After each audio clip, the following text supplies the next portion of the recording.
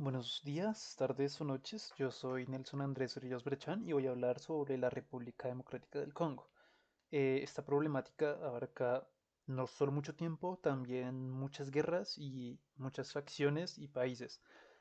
Así que durante la narración intentaré ser muy conciso y volar. Entonces empecemos primero dando un poco de contexto. En la historia mundial, Europa se reparte a África entre 1880 y 1914.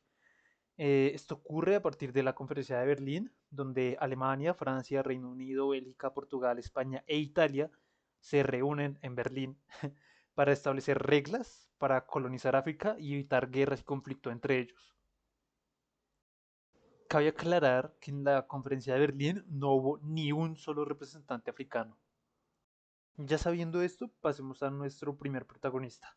Durante este repartimiento de África, Ruanda queda en manos de Alemania y durante la Primera Guerra Mundial, Bélgica toma el control de Ruanda en 1916, donde viven y siguen viviendo dos grandes grupos étnicos, los Hutus y los Tutsis.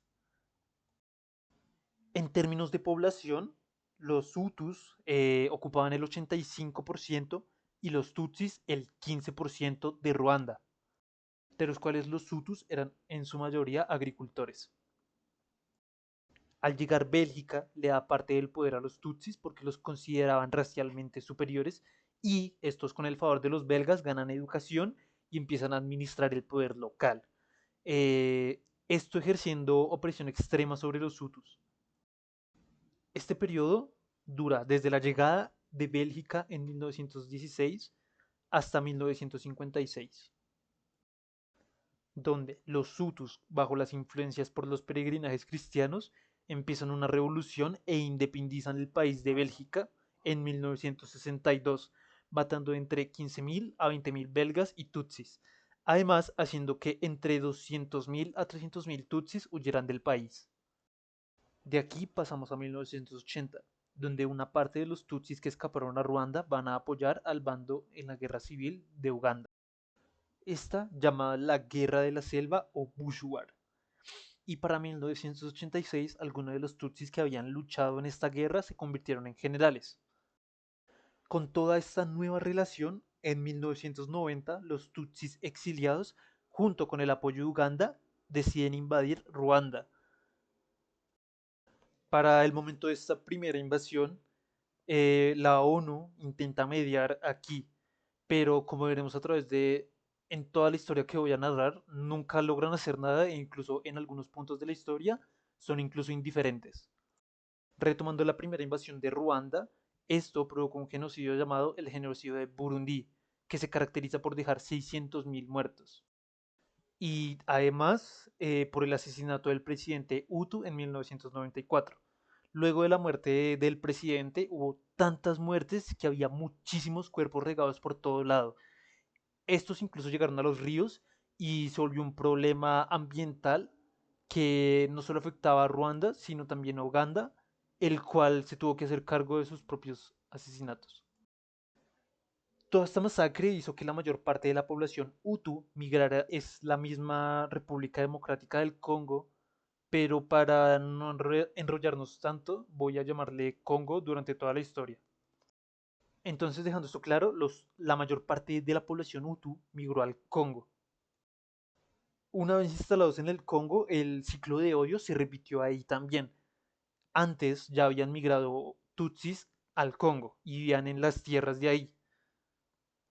Pero una vez llegaron todos estos emigrantes Hutus, el Congo por alguna razón les dio poder y los apoyó mucho.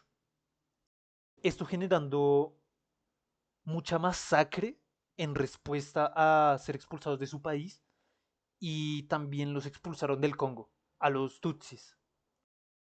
Una de las masacres más características de los Hutus hacia los Tutsis en el Congo fue la masacre de la iglesia de Nyamata. En esta entraron los Hutus a una iglesia cristiana en la que habían alrededor de 200 Tutsis y iban a entrar a balacearlos, pero entró otro Tutsi y dijo, no, vamos a matarlos a solo machete. Así que durante 2 horas se dedicaron apuñalar hasta la muerte a los 200 tutsis que habían ahí. Durante este periodo en el que los Hutus echaban del Congo a los Tutsis, hubo alrededor de 500.000 violaciones y también se crearon escuadrones de violaciones que eran grupos de prisioneros liberados por los Hutus solo con el objetivo de propagar el VIH entre las mujeres Tutsis. Retomemos en el momento en el que los Tutsis y finalmente invaden y toman el control total de Ruanda. Esto se da en 1994. Ahora, estos 2 millones de Tutsis que huyeron al Congo fueron apoyados por el presidente impuesto por Estados Unidos. De aquí, los Tutsis, en conjunto de Uganda y Ruanda, invaden el Congo y matan al presidente, luego imponiendo un presidente ellos mismos. Y entramos a 1999, donde la ONU intentó mediar con 600.000 soldados, pero igualmente, como dije antes, no logra ni logró nada. Y así llegamos a 2001, donde un guardaespaldas de 17 años mata a Caliba y luego de eso es asesinado por otros guardias de Caliba. No se sabe a ciencia cierta a quién servía el joven, si a los Tutsis o incluso a Hutus rebeldes, esto nunca se llegó a saber. Pero a partir de esto, la presidencia pasa a Joseph Kabila, hijo del anterior presidente, el 26 de enero de 2001. Y este en menos de un mes logra una reunión con el presidente de Ruanda, con Estados Unidos y con la ONU. Todos juntos llegando a un acuerdo democrático porque Joseph se dio cuenta que militarmente no podía ganar. Entonces llegaron entre todos al acuerdo de Pretoria. Así que Joseph y los Tutsis quedaron en paz. Pero aún así, para 2009 el Congreso Nacional de Defensa del Pueblo del Congo dejaron las armas a cambio de estudios y ser reclutados para el Ejército Nacional, además de poder ser postulados para la presidencia. Pero el acuerdo no terminó de gustarles en el momento en el que todo el mundo estaba en paz, así que se arman bajo el nombre de M23. M23 representa el día y la fecha en la que firmaron el acuerdo de paz. Bajo este nombre forman un grupo rebelde que principalmente le pide ayuda a Ruanda y Uganda para su lucha, los cuales les dieron armas en algún punto, pero no se involucraron directamente. ¿Para qué menciono lo del M23? Esto lo menciono porque aparte de hacer parte de la historia de República Democrática del Congo, también me ayuda a poder hablar un poco de la situación actual del país, que ya no está en sí en una guerra, pero internamente hay demasiados grupos armados que tienen casi que tomado todas las minas y recursos del país, así que se puede decir que no está siendo explotado ilegalmente por otros, pero sí por muchos grupos armados y la violencia va a seguir continuando. Ahora, concisamente respondí las preguntas durante la narración de la historia, pero quiero hacer las anotaciones puntuales para que queden claras. Ok, entonces empezaré mencionando las muertes. 1. Periodo colonial y preguerra, que fue donde gobernaba Bélgica. Aquí se estiman entre 20.000 muertes. Segundo, la Primera Guerra del Congo, que fue donde los Tutsis volvieron a Ruanda. Eso causó 800.000 muertes. Tercero, la Segunda Guerra del Congo, que fue el conflicto entre el Congo y Ruanda. Esta, como mencioné, fue la segunda guerra más mortífera, dejando 5,4 millones de muertos.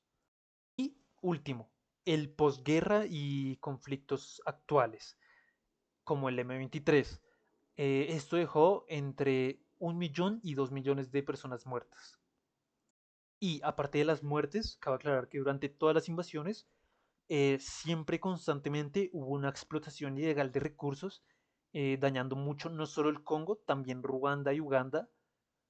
Y asimismo, durante todas estas invasiones se destruyeron muchas civilizaciones, muchos poblados, muchas casas, hubo muchos desplazados y muchos damnificados.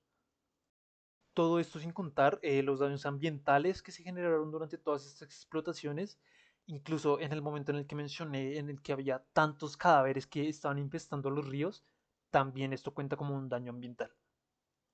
Ahora mencionaré todos los agentes que tuvo esta guerra y qué rol tuvieron. Primero, Alemania como primer conquistador. Segundo, Bélgica como segundo conquistador. Tercero, estuvo Estados Unidos como el que puso un gobernante en República del Congo. Ahora continuamos con los que tuvieron el conflicto en sí, que son Uganda, Ruanda y República Democrática del Congo. Ahora los aliados de República Democrática del Congo para la guerra: Angola, Namibia, Zimbabue, Libia, Sudán. El único aliado que tuvo Ruanda y Uganda, que fue Burundi. También como facción se podría contar a la ONU, aunque en ningún momento de toda la historia de el conflicto de República Democrática del Congo se demostró o dio algún resultado de que haya hecho algo. Y para concluir, me gustaría hablar de lo que me dejó esta problemática a mí. A veces parece que la historia no avanza y que estamos estancados en el mismo obstáculo y nunca damos un paso hacia algo más. Sé que fui despiadado en el pasado, pero dime, ¿qué es lo que has notado en el mundo desde que me venciste hace todos esos cientos de años? Que todo se repite una y otra vez. Y nadie aprende nada porque nadie vive tanto para ver los patrones, supongo. Pero tú has vivido suficiente. Lo sé. Sé que al hablar de una guerra puede parecer absurdo usar una caricatura como ejemplo, pero justo a eso quiero ir. No se trata de una guerra eterna, también puede ser una familia, una comunidad, una relación o incluso uno mismo. Un término que me enamoró cuando vi una serie de Netflix: los ciclos de violencia o ciclos de resentimiento. Se trata cuando el dolor nunca se transforma ni sana, sino que vuelve al mundo convertido en más odio y violencia. Hablando un poco de mí, mis padres vivieron situaciones complicadas con sus respectivas familias, pero cada uno enfrentó el dolor de distinta manera. En el caso de mi padre, él nunca sanó y esos heridas invisibles se transformaron en más odio y resentimiento, no solo hacia su familia, sino también hacia mí, mi madre y mi hermana menor. Mi padre en sí mismo es un conflicto eterno entre Hutus y Tutsis. No quiero que esto se vuelva un discurso extremadamente personal, ni parece que me hago la víctima, pero gracias a él y haber vivido todo esto en carne propia, siento que comprendo mejor este conflicto y empatizo mucho con él mismo. Perfectamente yo podría haber entrado en el mismo ciclo. Ahí es donde llega el mensaje que yo quiero dar. El dolor no siempre se elige, pero lo que hacemos con él sí. Podemos dejar que nos consuma y se repita o podemos transformarlo. Esa es la diferencia entre seguir el ciclo o romperlo. ¿A qué quiero llegar con todo esto? La historia del Congo, de los Hutus, de los Tutsis me dejó una enseñanza clara: elegir el amor, romper el ciclo y perdonar. Y aclarando, no quiero tener nada que ver con él. Lo perdono, sí, pero no lo quiero en mi vida. Esa es mi respuesta. Puede que no sea la respuesta correcta ni la que todo el mundo le funcione, pero esa es mi respuesta. Muchas gracias por ver.